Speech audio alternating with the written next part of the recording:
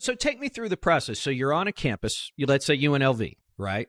And actually, a mutual friend of ours was there with you, and I was actually speaking to her. I think just a couple of days after you all had been there, and look again, your generation. Generation lockdown, right? You either have been through something like this, which you now have if you weren't before, or you know someone who has been, right? And that's just, I can't even, to me, I just as an aside, Mary Pat, that's not my idea of freedom, right? Having to worry about whether, when you send your kids to school, whether it's kindergarten or college, right? That like, that's not just a possibility, but like a realistic possibility. But take us through, a campus organizing effort. So how do you start? How do you find the leaders of the efforts? Because, you live in Atlanta, Las Vegas is a long way, right? How do you make sure that once you land in a place like UNLV, I'm just going to use that as an example, right? How do you develop the team there that you can leave behind and you have an expectation that with the right guidance or the right resources that they can grow? Well, I will tell you that many of the student organizers that lead efforts across the country within our organization were once student organizing fellows. They were once Rise University or Black the Vote student organizing trainees within our organization, or they once led GOTV or community efforts within our organization or other partner organizations. So that's really how we identify our lead staff in specific states. But how we identify young people on the grounds that are doing the work, we identify them on our college campuses. We believe in the trusted messenger model. Again, like the young people who are fielding our work are on the grounds across the country. These are the individuals that young people on their campuses and in their communities trust, because that's who's going to be able to get these young people to the polls and vote on election day.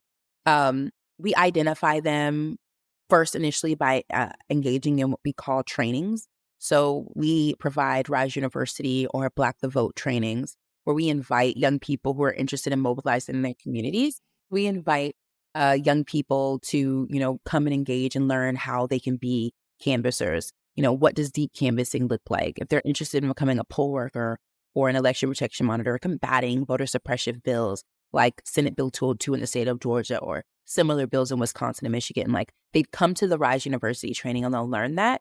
And this training is a very intensive training. For one day, you could be in a room with us for 6 to 8 hours. The cool thing about us and our organization is when we have students engage in those very long training sessions, we also pay them for their time. And so students could leave with a $75 to $150 gift card, because there are a lot of young people who want to engage in this work, but they can't afford to because they're full-time students. They're working 2 to 3 jobs. And we just don't have the time to engage in political advocacy or, civic engagement work.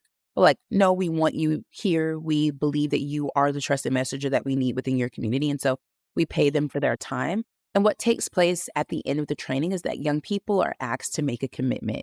They're asked to support the work of Rise or any of our partner organizations around the issues that they're passionate about, whether that's climate justice, whether that's reproductive rights, whether that's higher education or student debt relief. And they make that commitment and decide how they're going to show up going into 2024 or into the following election cycle. And we hold them to that. We reach out to them multiple times leading up to the election to engage them and see if they're interested in a paid fellowship program, a field organizing or a field canvassing program.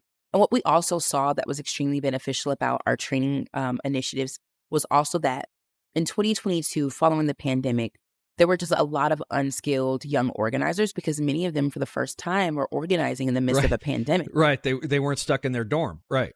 Yeah. They Or at didn't home. know they didn't know what in-person canvassing looked like. They didn't know what it meant to lead a actual field program.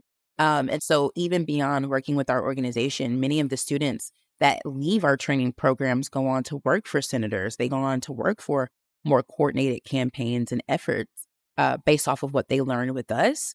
But that's how we get them in, right? We let them know that we value you as a young person and as a professional. And we want to not only invest in training with you, invest in training within you, but also provide you with resources and equitable pay for your time. And offer them more full-time opportunities to work with us and or our partners. And we engage them over time through the work, whether that's, again, more full-time opportunities or more stipended canvassing opportunities. Let me ask about something that your generation is really at the forefront on. Like every campaign I worked on when I was about your age, right, was in person in some way. Either I was on the road around a lot of people, I was in a state around a lot of people, or I was in a campaign headquarters, and we were all together all the time. Do you get a sense, one, that the trainings, that the in-person trainings you're doing, do you get the sense, A, that people are glad to be around others of like mind and like mission and like beliefs? And secondly, as you go door to door, as you're doing this canvassing thing, are folks happy to see you? I know it sounds like such a simple question, and I don't mean to oversimplify it, but we've all become so used to being like in whatever our little self-created bubbles are. Are people glad that someone is out there on their campus knocking on their door and saying, hey, can I talk to you about this? Yes and no. Sometimes our student organizers engage in canvassing on campus, and sometimes they engage in canvassing in community. Community canvassing may not always be believe the me, best. that's nothing but definitely when they see you on our college campuses. And then also because when you go to a Rise University training, or when you go to an event, or when you see someone who works within our organization on your campus, we make it fun. I think oftentimes, there's specific groups on campuses that keep things very, very political. And it makes you feel like, I can't be a part of this, or this isn't, I don't see myself within this group, right? Or within this you're organization. A bunch of nerds. Like, hey, yeah. nerds. But, well, I don't know about that. I might be a nerd too. But, we believe that there's space within the work that we do for everyone. And we also understand that, our organizing structure and strategy at North Carolina Central University, where just last weekend, over 170 student organizers gathered for Rise University training to mobilize their communities, looks a little bit different than our organizing strategy or Rise University that would take place at a UNLV or at a, University of Michigan. And so, we kind of adapt our structure, and we look different on each campus that we show up. But that's because we understand the importance of trusted messengers and showing up in community, like people being able to see themselves within the organizers that are engaging with them on campuses and in community. I mean, what that is and I know some of our other partner organizations do this too, which is if you want to talk to someone in a community, it's a heck of a lot easier to do it when you are part of that community. Yeah. As opposed to somebody trying to parachute in and say, hi, I'm Reed. I'm here from Rise. Would you like to talk to me about politics? And they'd probably be like, hey, man, it's enough already. But if you are someone who goes to UNLV or Michigan, or is going to school in North Carolina or Georgia, and then you're on that campus, again, someone says, okay, well, the very baseline connection we have is that we're here together. Right. As opposed to, and look, there's all sorts of people who say, oh, no, you can deploy people anywhere and it'll be fine. Like you can, but it's so much better if those people are homegrown. Absolutely. And that also makes our organization a little bit different because, we're often put in conversations with much larger organizations that do youth vote work. But while we are a national youth vote organization in 7 states with hundreds of young people on the ground, and soon to be thousands, we still have a very much so grassroots feel because our work in each city, in each state is developed by individuals within that state. Our state directors are from the states in which they organize. They've been there their whole lives. They care about what happens in Pennsylvania. They care about what happens in Macon, Georgia. They're developing plans within those communities based off of their connection to that state or their connection to that city. And it's not something that's being said down at the top and then forced down. It's something that we've been presented. And I have the best job. My job is ensuring that thousands of young people who want to ensure that people show up to the polls and vote, that 40 million that we talked about, they just get the money to do it. So that's my job. My job is to make sure that those young people have the resources they need to execute the program that they said they'd need to win in Pennsylvania, in Nevada, in Arizona. And so we still have that grassroots feel. And it is sad to say this, Mary Pat, but that is an innovative way to operate in American politics. To say, here's a mission, okay? We want you all to figure out the best way to complete this mission. the best people to do it, the best ways to do it, the best time, the best place, whatever. And here are the resources, and we trust you to go do that. As opposed to the structure that you previously described, which is we live in major city A, likely Washington, D.C.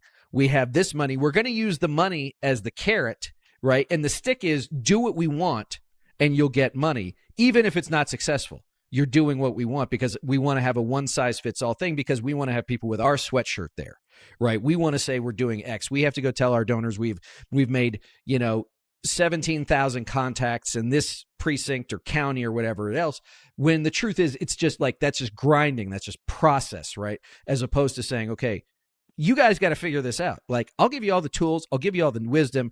I'll give you all the support I can. But, like, you guys tell me what's happening. And, again, it's sad to say, Mary Pat, that even in 2024 now, that is still unique. Yeah. Well, I'm happy that our model is unique. And what we've seen over the course of the past 4.5 years is that it works, right? Like allowing the experts, the individuals on the ground, to determine how programs should be run within their direct communities. And you'd be impressed by the outcome. With how many people decide to show up. And, sadly, I think that's where we mess up in the more progressive space when it comes to mobilizing voters. One, we don't see the power in certain communities until it's a little bit too late. In 2016, that was like the community of color vote. Yeah. I mean, Detroit in particular, Hillary Clinton wins Michigan if they had one person in Detroit turning out voters, right? Yeah. Yeah, and like youth vote now in 2024 is like the big thing within the progressive space. But literally last year in 2023, conservatives saw the power of the youth vote in 2020 and 2022, and they were making laws and trying to figure out ways in which they could minimize the youth and the collegiate vote by, making it harder for students to utilize their campus IDs, by eradicating campus polling locations, saying you had to vote at home as opposed to campus, right? And your home could be 50 miles away, 200 miles away. Yeah, and so I mean, people on the other side saw the power of the youth vote, and I believe I'm happy that we are starting to see the power of the youth vote now. But we should have seen the power of the youth vote, in 2023 and begin doing that organizing and activating of Gen Z voters prior to 2024. But now that we're here, we are getting our work early. I mean, we have student organizers on the ground. They actually start their fellowship this month, prepping for 2024, and they're going strong leading up into November.